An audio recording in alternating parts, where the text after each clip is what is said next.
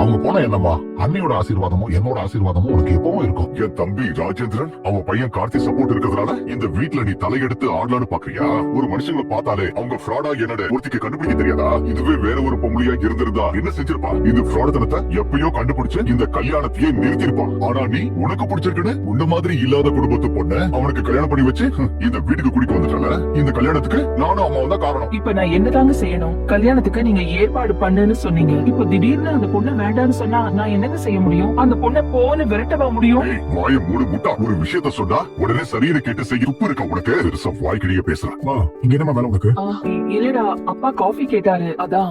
அன்பர் பேசுறத நானும் கேட்டுதான் இருந்தேன். இதெல்லாம் உனக்கு தேவையாமா? சொல்லுங்க, பேசாம கூட வாங்குமா. வந்துட்டா உடனே அம்மாவோட பேச்சு கேட்டு ஓடி வந்துட்டான். ஏண்டா உனக்கு எதிரா ஒரு பெரிய ஃப்ராடு தரமே நடந்திருக்கு. அந்த குடும்பம் என்ன மட்டும் இல்ல உன்னையும் தான் போய் சொல்லி ஏமாத்திருக்காங்க. உனக்கு கோவமே வரலையா?